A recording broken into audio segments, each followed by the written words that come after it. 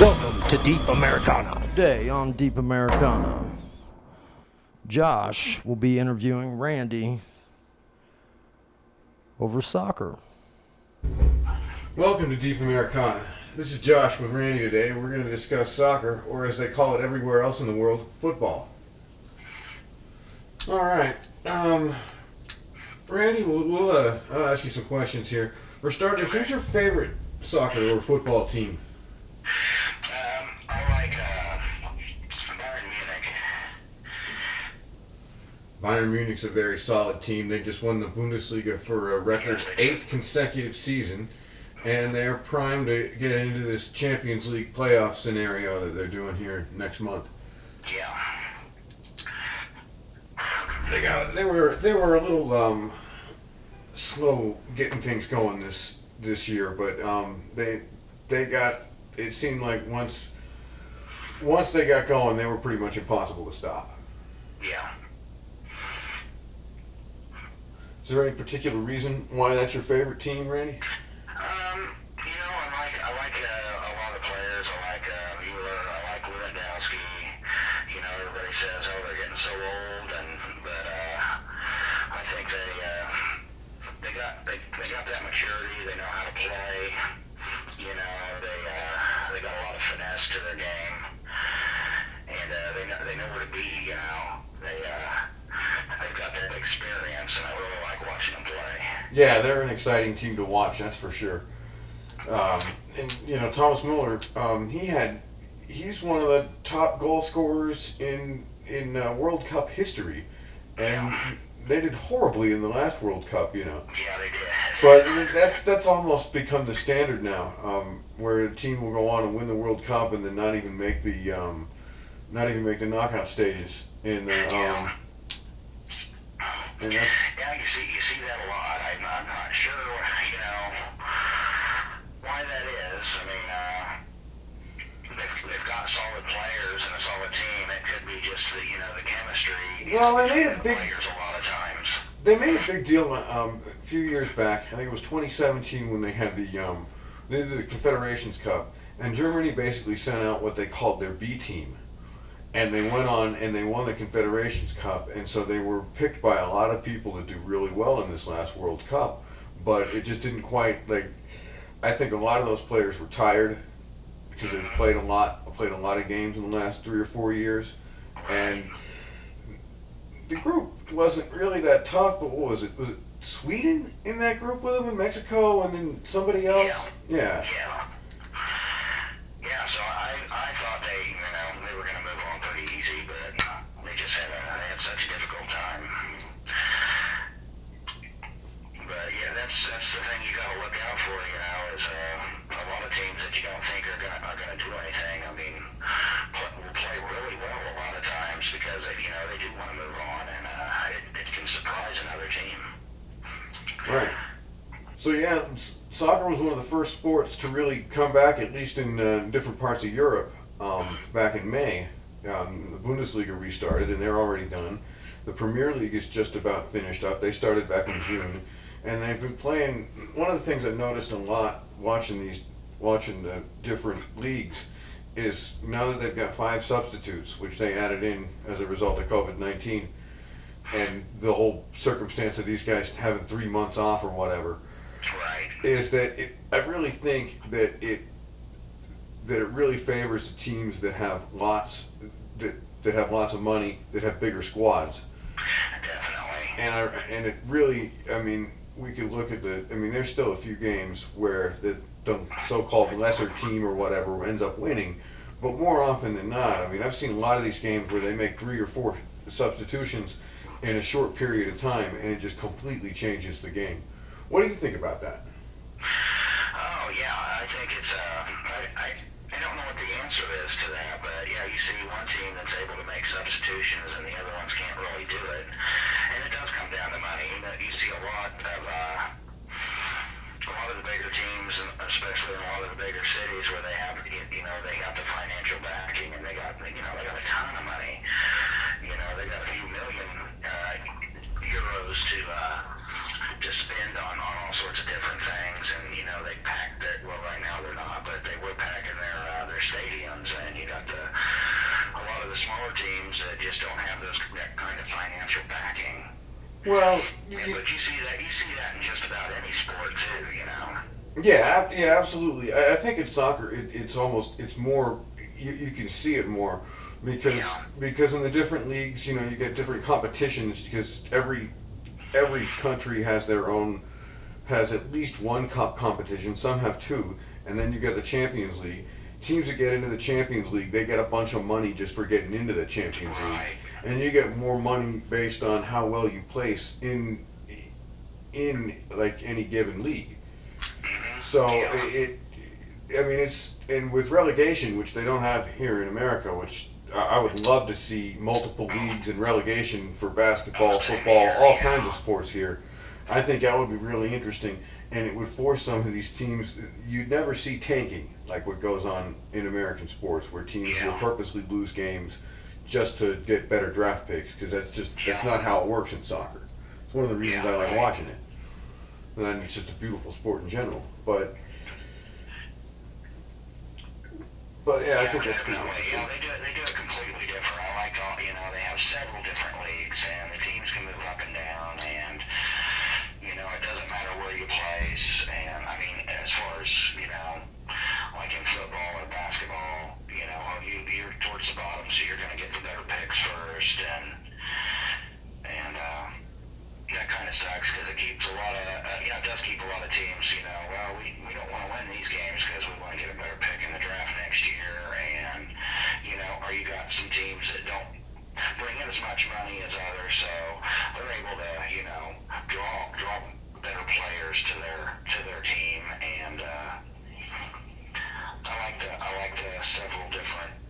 Right, and in most American sports, they do revenue sharing, and they don't have anything quite like that in soccer, especially in Europe. And what's interesting about that, they have what they call financial fair play or whatever, that UEFA and FIFA are all behind, and the problem with that is they don't really seem to enforce their rules very well.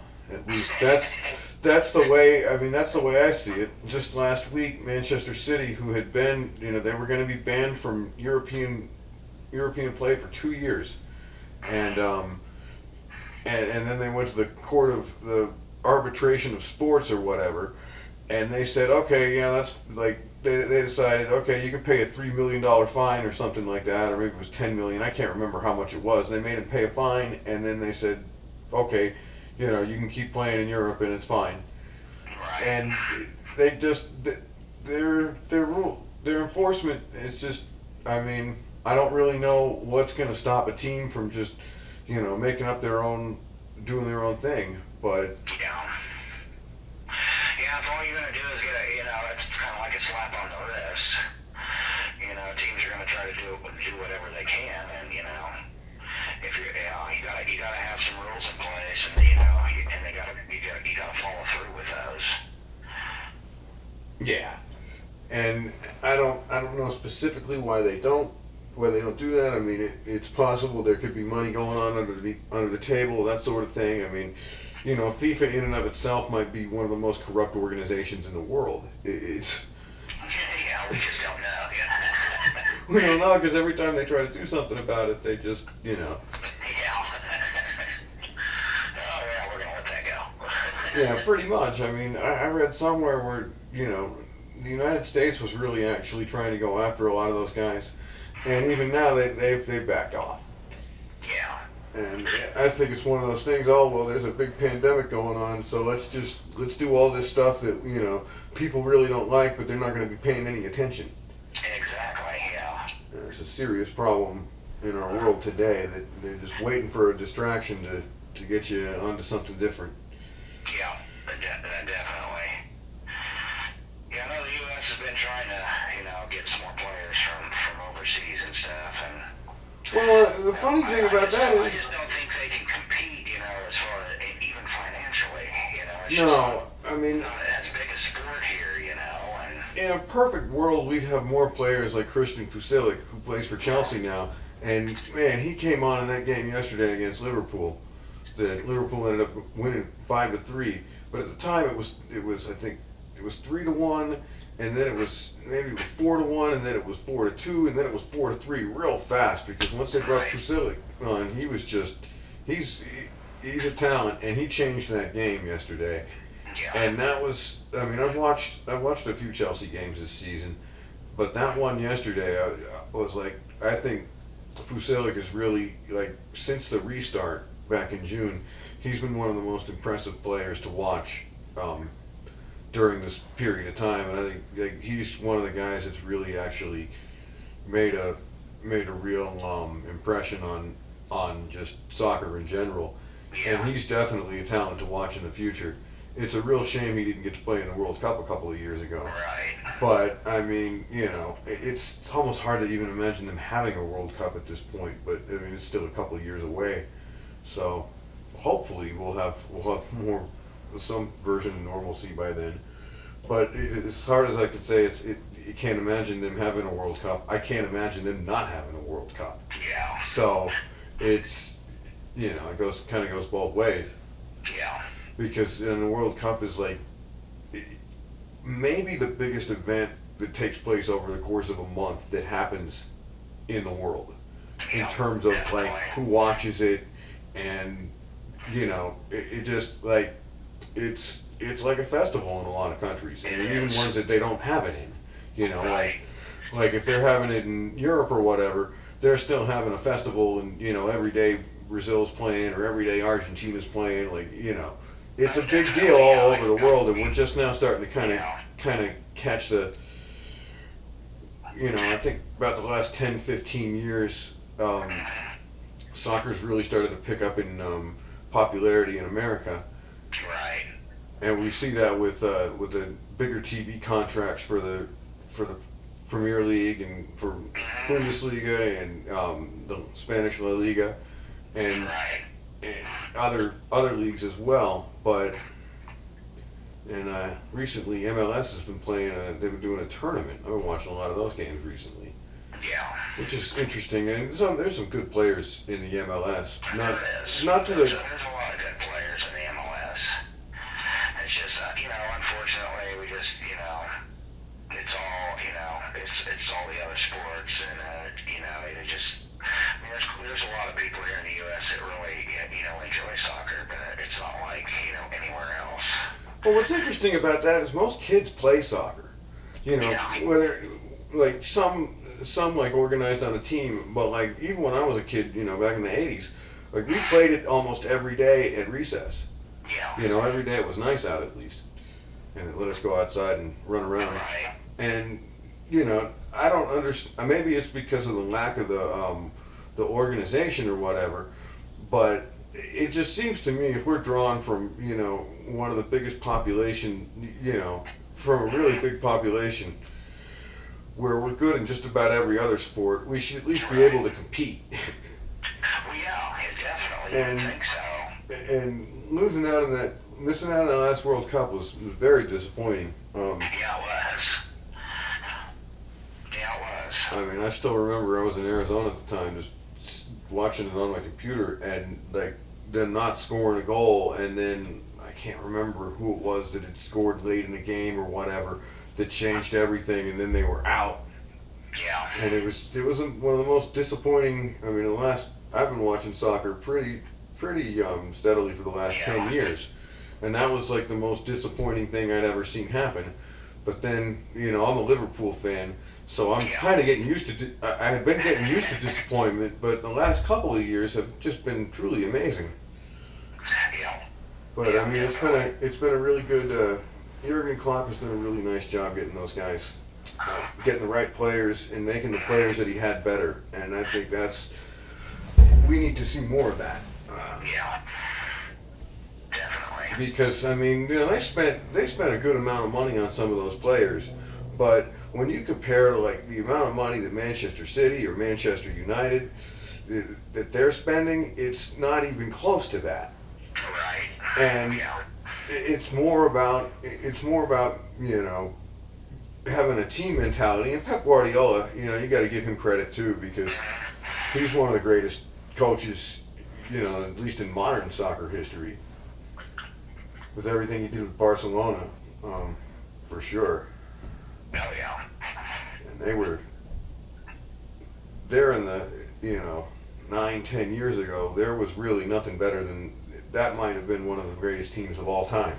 It's hard to say, trying to compare different eras and such, but one thing I think that's interesting about the MLS is every time it seems like they play a Spanish team, they don't do so well. Or not a Spanish team, excuse me, a Mexican team, because they have the CONCACAF Champions League. They usually play those big games in like April and May, but I'm not even sure if they're doing that this year or what's going on with that. But it seems like that an MLS team has never won the CONCACAF Champions League. Right. I've noticed, I don't know, and I can't put my finger on it, but when you watch a couple of teams from, England play or other countries, there's like a flow to it. And when I watch two American teams play, it seems a bit slower. There's not as much overlap. There's not, there's just something a little different about how we play here. Yeah, I'm surprised that they haven't tried to bring in more European coaches. Yeah. Maybe they just cost too much money or whatever. But it's a possibility, but I think they need to, they need to bring somebody fresh in here, maybe change a few things up. I mean, they've done that with the national team, and then that didn't go so well, or it did well. I mean, they had Jurgen Klinsmann in. They did well in 2014, and they had a decent World Cup. They lost to Belgium in extra time. Yeah. That was a tough game, but maybe one of the best goaltending performances ever in a World Cup. So there's that. But their failure to, I think that they fired Klinsmann before they even lost out on before they lost out on going to the World Cup in 2018. But they were headed in the wrong direction, and I'm not sure if it was just because it was a transitional team where you had a couple of really good young players and then a bunch of other guys that have probably been around for too long and they haven't found replacements for. Right, yeah, and that's a tough thing. And again, it comes down to, how well do these guys get along? How well do they play together? Sometimes, you get a team, you get a bunch of guys together and it just clicks, Yeah. And, and other times, it's just, they just can't get it together for some reason. Yeah, and that's certainly true. That's true with any team. Yeah. But I think in soccer, that's a good point you bring up, is that, the team mentality, it's so important that everybody's playing the same kind of, everybody has the same game plan. Because if you don't, it can cause a lot of, if you got 5 players that are trying to do one thing and the other 5 are trying to do the other, it's not going to work. Yeah, it just doesn't work at all, And it's just, it's just set up to fail, and that, you can fail against a pretty poor team, with that kind of mentality. Yeah, that's absolutely true.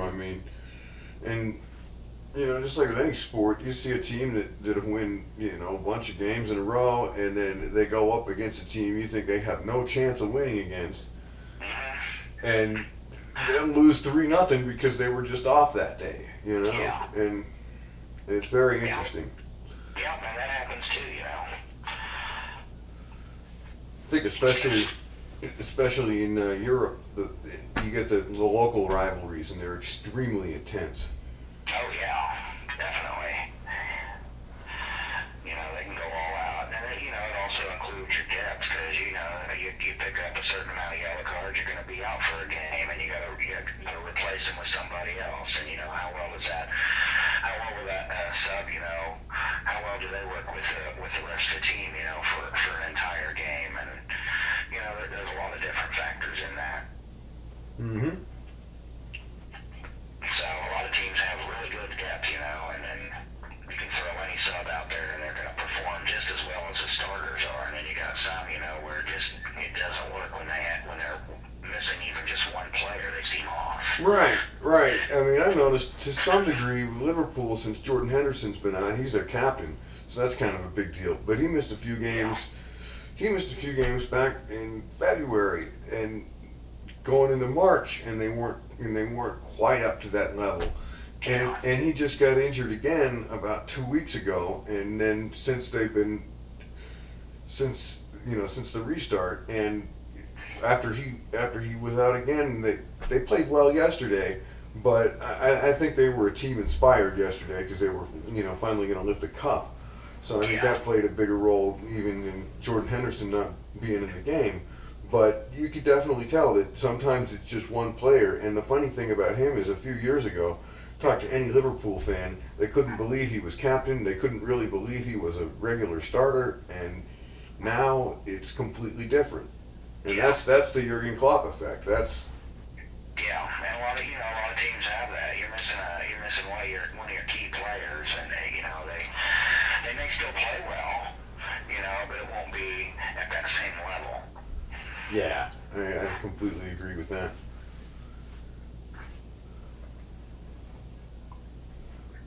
That's good. Well, I think we got a pretty good chat here. Okay, good. All right, Randy. Well, I really appreciate you taking some of your time here to discuss soccer with me. No problem, man. And hopefully, maybe we'll do it again sometime. Yeah, definitely. And that's a wrap for Josh and Randy. Thank you for listening to Deep Americana.